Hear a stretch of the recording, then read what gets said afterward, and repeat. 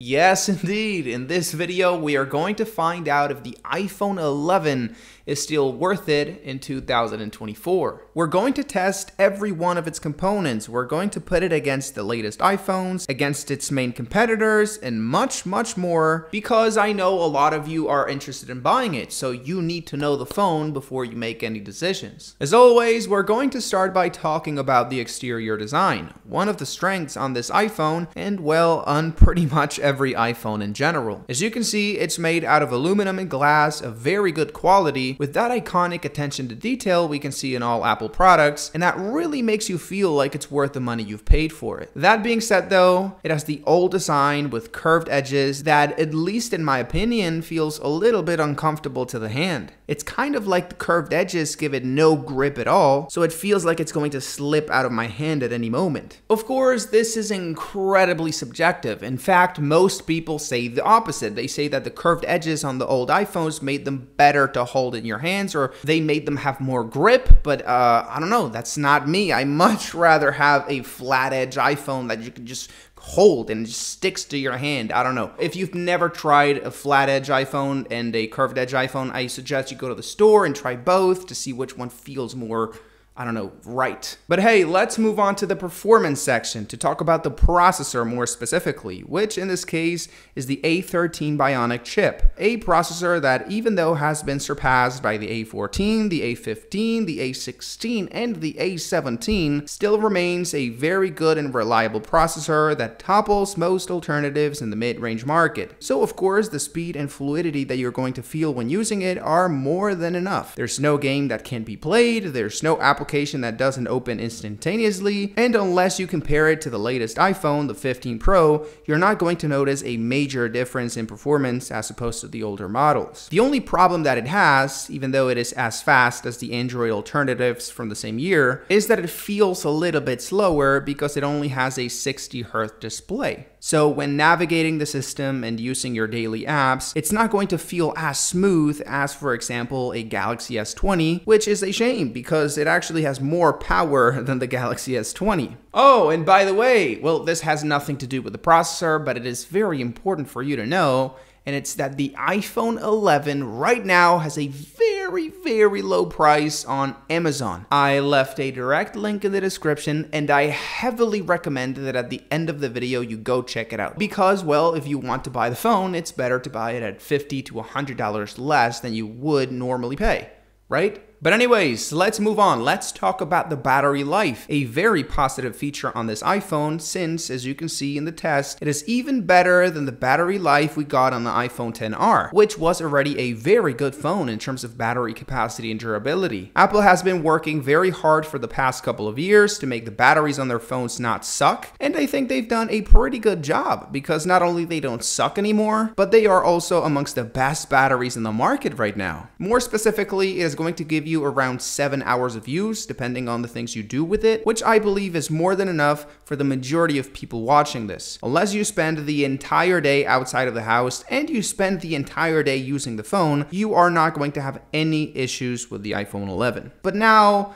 let's switch things up a little bit. Let's talk about the display, the most disappointing component on this phone. Yes, my friends, it has the same panel we found on the iPhone XR. That was known for being very well below the average in the same price range, comparing it to other Android phones. This is definitely the phone's weakest point. The display is just less than you would expect from a phone with this price, at least when it came out back in 2019. There's a lot of people who say they don't notice the difference between this and a more expensive iPhone. There's even a test on the internet where they compare the iPhone XR to a phone with a much better display, and people can't seem to notice the difference. They can't tell them apart. So if you're an average consumer, if you're not a geek like me, you're probably going to be more than fine with the display on the iPhone 11. But if you're a techie, a geek, then you're not going to be more than enough, and you should probably go for the iPhone 12. The only thing that's really annoying, and I believe anybody could notice, is that the iPhone 11 only has 60 Hz, as I said earlier. As opposed to pretty much every other phone from the competition, it has a basic refresh rate display that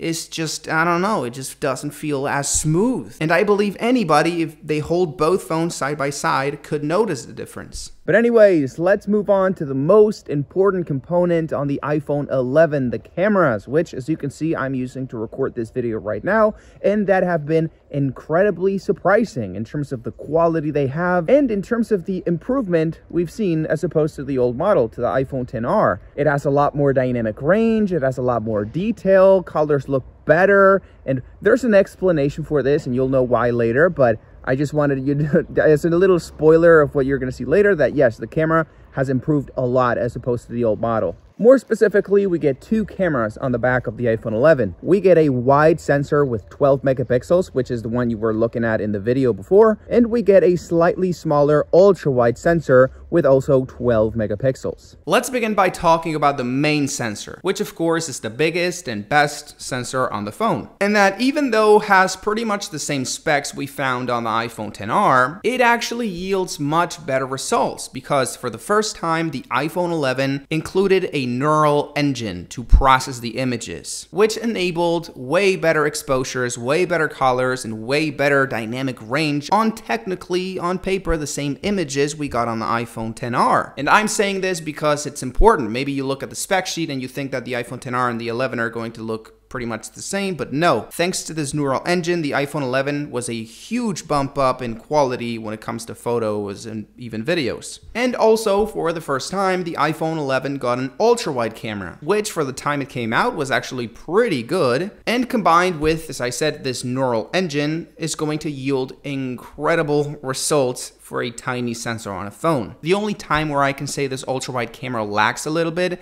is at night, because since it doesn't have a lot of information to give this neural engine, because there's very low light, results are going to look, I don't know, not as good as they would if they were taking it with a little bit more light. But in every other way, you're going to be fine, more than fine. This ultra-wide camera on this phone is actually, I think it's the same as the one on the iPhone 12 and 13 and 14, so yeah, it's a pretty good camera. By the way, I think it's important to remind you that the ultra-wide camera and the main camera are not the same. A lot of people seem to think that the only difference between these two cameras is the focal length, but no, they're very different cameras with different optics, different sensors, different sizes. So yeah, the quality of each camera is going to be very different. And of course, I could not forget about the selfie camera, which has also received a very big improvement as opposed to the old model. Now we get a bigger sensor with, therefore, a little bit more background blur. We get a lot more dynamic range. Colors look better too, partially because of the new